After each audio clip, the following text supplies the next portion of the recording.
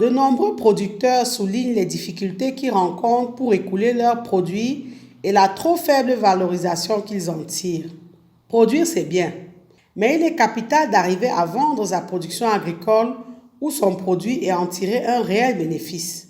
Dès lors, on ne peut pas séparer la production de la commercialisation. La commercialisation est un des piliers de l'amélioration de la productivité des exploitations agricoles. Rappelez-vous de deux choses. Premièrement, sachez qu'il faut disposer d'un plan d'affaires, aussi sommaire soit-il, avant de se lancer en agriculture. Dans votre plan d'affaires, vous devez avoir une partie dédiée à la commercialisation.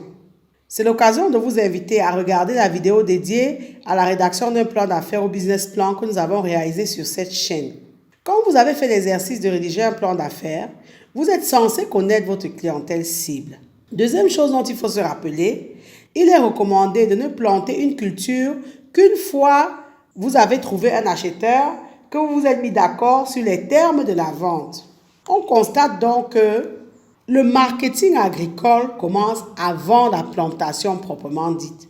Pour vendre en faisant un bénéfice, il faut que le marketing commence avant même la plantation.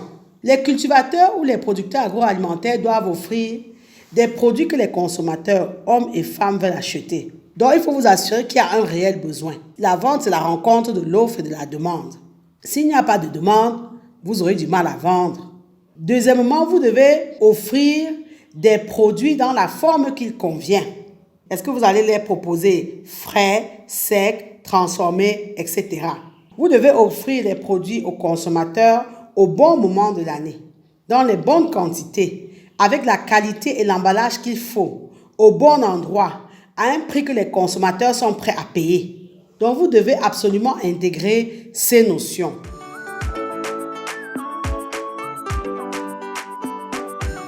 Toutes les personnes qui vendent et achètent les produits sont appelées acteurs de la chaîne.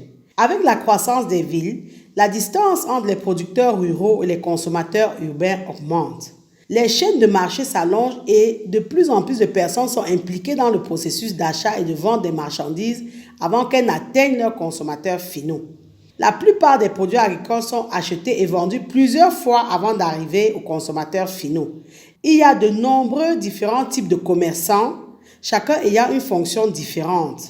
Il s'agira donc des collecteurs, des grossistes, des détaillants. Le premier acteur de la chaîne de commercialisation, c'est le cultivateur. Le cultivateur plante des cultures ou alors élève du bétail. Ils font la transformation initiale, donc par exemple la récolte, le séchage, le tri. Et ils vendent quelquefois directement aux consommateurs. Donc vous pouvez avoir pour objectif de vendre directement aux consommateurs. Mais vous pouvez également avoir pour objectif de vendre aux commerçants. Parmi les commerçants, on a les collecteurs. On a ce qu'on appelle les collecteurs. Les collecteurs sont de petits commerçants locaux qui achètent directement aux agriculteurs ou aux éleveurs. Ils peuvent acheter quelques sacs de produits à beaucoup de paysans et les stocker jusqu'à ce qu'ils en aient assez pour les revendre à un commerçant plus gros que lui ou à un industriel. Les collecteurs ont un capital limité et achètent et vendent des volumes limités. Ils peuvent utiliser des motos, une moto, ou quelquefois posséder ou louer un petit camion. Donc, ce sont des petits commerçants. Nous avons un troisième acteur, ce sont les industries de transformation. On l'a vu dans plusieurs vidéos, l'agriculteur peut avoir comme objectif d'avoir les industries de transformation comme clients. On a l'industrie pharmaceutique, l'industrie agroalimentaire, les fabricants d'aliments pour animaux, l'industrie de l'habillement, par exemple les travailleurs du cuir, l'industrie de l'ameublement, etc. Les industries de transformation peuvent être de toutes petites entreprises au niveau d'un ménage ou alors de grandes compagnies. Elles peuvent utiliser les technologies traditionnelles ou modernes et peuvent être situées en zone rurale ou en ville. Donc ça, c'est un acteur que vous pouvez avoir pour objectif de prospecter. On a également comme acteur de la chaîne de vente les grossistes. Les grossistes, eux, travaillent avec des volumes beaucoup plus importants que les collecteurs. Donc ça, ce sont des grands commerçants.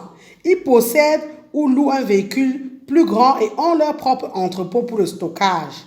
Ils achètent la plus grande partie de leurs marchandises à des petits commerçants ou à des industries de transformation, mais directement aux cultivateurs. Beaucoup d'ailleurs achètent bord champ. Nous avons comme autre acteur les détaillants. Les détaillants vendent les produits aux consommateurs. Ils sont très divers. Nous avons par exemple les chaînes de supermarchés. Eux, ce sont des grandes compagnies qui travaillent avec de gros volumes et de nombreux produits différents. Nous avons par opposition des petites boutiques, les vendeurs sur les marchés qui vendent des volumes plus petits, beaucoup plus petits et beaucoup moins de types de marchandises. Ils n'ont pas de stock important. Et enfin, nous avons le consommateur final. Vous pouvez produire en décidant de vous attaquer donc au consommateur final. Les consommateurs sont des personnes qui utilisent le produit. Ils sont à la fin de la chaîne.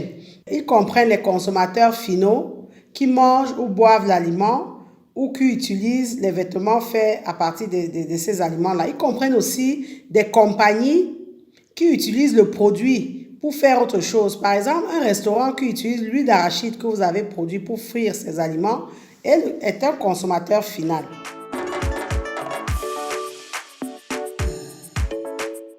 Beaucoup d'agriculteurs savent produire, mais la vente est effectivement leur point faible.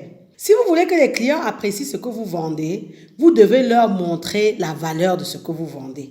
Ce qui fait croire à la plupart des agriculteurs que leur produit a de la valeur n'est pas ce qui fait croire à un client potentiel que ce même produit a de la valeur. Donc, si on prend pour exemple, en tant qu'agriculteur, vous avez un produit, vous allez l'apprécier par rapport à votre système de conservation des sols. Vous allez dire que vous avez un mélange spécial d'aliments biologiques pour nourrir vos animaux. Vous avez des animaux de race locale améliorée. Et vous allez être frustré parce que les clients n'accordent pas d'importance à ces choses. Effectivement, ça ne les intéresse pas. Ce qui les intéresse, ce sont les avantages et bénéfices qu'ils vont en tirer. Ce ne sont pas donc ces valeurs ou ces avantages ou ces bénéfices qui vont vous aider à commercialiser vos produits, mais autre chose. Vous devez commercialiser donc vos produits, non pas par rapport à votre valeur perçue, mais par rapport à la valeur de vos clients.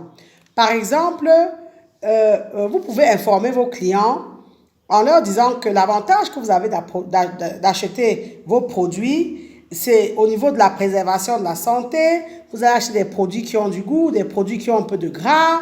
Vous allez leur dire qu'en achetant directement vos achats au sein de votre exploitation, ils participent au développement d'une agriculture équitable ou durable.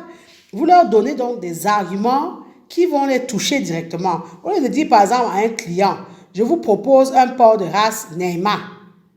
C'est une race d'élite, c'est une race qui fait beaucoup de bébés, tout ça. Non, dites-lui plutôt que nous vous proposons de la viande de porc charcutier. C'est un porc très peu gras, savoureux.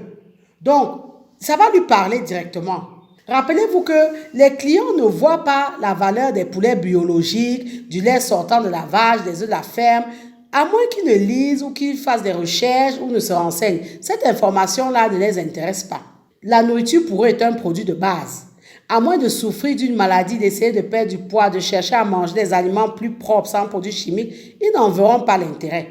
Par contre, c'est à vous de leur montrer ce qui rend vos produits différents.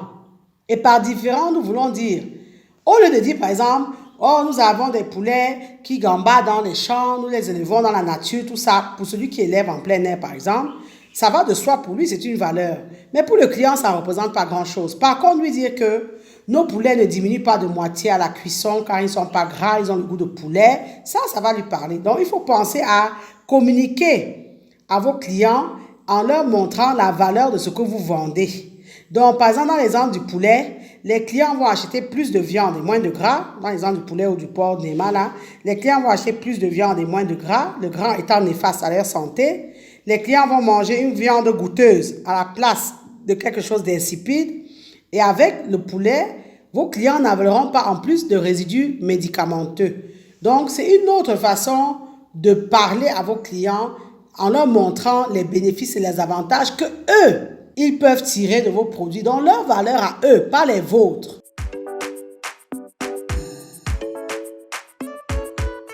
Comme vous le savez, l'idéal est d'identifier ses premiers clients avant même la création de votre exploitation agricole.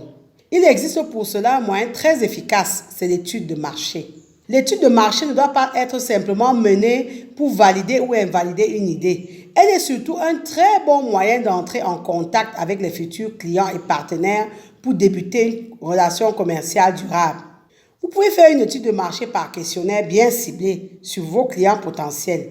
Elle va vous permettre donc d'identifier les personnes ou les entreprises intéressées par votre offre et de recueillir leurs coordonnées. Vous allez promettre aux personnes intéressées de les tenir informées sur le lancement de vos activités. Et il faut penser à tenir vos promesses. Donc, utilisez l'étude de marché comme un moyen de vous constituer effectivement votre premier fichier client. Qu'est-ce que ça veut dire? Ça veut dire que vous pouvez leur envoyer des mailings, vous pouvez leur téléphoner ou vous pouvez aller les rencontrer physiquement. L'approche directe consiste à prendre contact directement avec vos prospects potentiels, ce que vous voulez pour clients, et leur proposer votre produit ou votre service. L'efficacité de l'approche directe est très variable en fonction du support utilisé. Donc, pour adopter cette méthode, vous devez constituer au préalable un fichier ou une liste de prospects. Et quand vous avez votre fichier, vous procédez par exemple par phoning. Vous allez leur téléphoner, mais bon, ce n'est pas toujours bien vécu par la clientèle potentielle parce que le phoning est assez impersonnel. Bon, mais pour réussir à transformer un prospect en client par le téléphone, il faut faire un phoning personnalisé et bien ciblé. Dans ce cas, il va s'avérer efficace. Vous pouvez également faire l'emailing. L'emailing consiste à envoyer des emails en masse. Mais pour que cette méthode de prospection par email soit efficace, il faut également qu'elle soit personnalisée et bien ciblée géographiquement. Enfin, la prospection physique ou porte à porte, c'est une ancienne méthode et qui reste toujours efficace.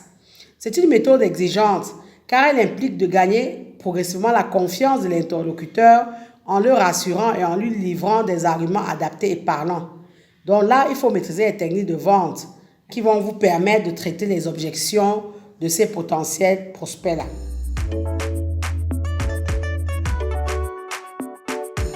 C'est une technique qui est très efficace. Faire tester son produit est une excellente méthode pour trouver des clients et développer sa clientèle. L'enjeu consiste d'abord à passer du temps avec vos clients potentiels pour les convaincre de la qualité de votre produit. Cela peut passer par une invitation à un événement gratuit en lien direct avec l'activité de votre exploitation ou de votre entreprise.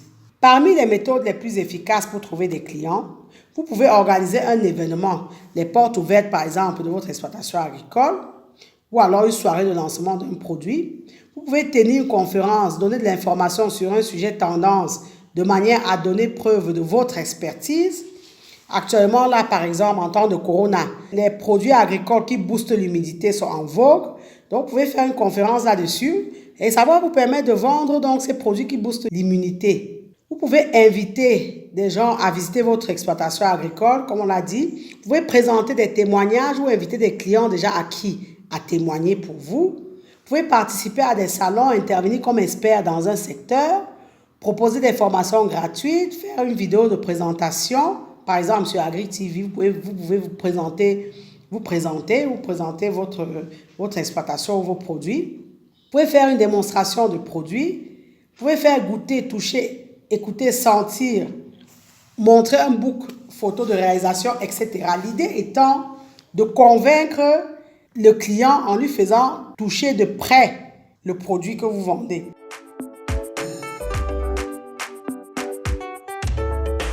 Ça, c'est une méthode qui est efficace. Un prescripteur est une personne qui recommande l'achat de votre produit du fait de sa position sociale ou de son activité professionnelle. Par exemple, un grand sportif peut recommander la consommation d'un de vos produits. Vous pouvez également faire appel à un blogueur ou à un youtubeur qui peut avoir un intérêt à recommander un produit à son réseau. Ceci pour satisfaire effectivement les personnes qui les suivent. Il convient d'identifier les possibles prescripteurs de votre domaine et de prendre contact avec eux pour leur présenter votre offre. Et cette méthode-là, selon nous, est une méthode aussi qui n'est pas très coûteuse. Mais il faut penser à les remercier quand ils vous apportent des affaires afin de les fidéliser.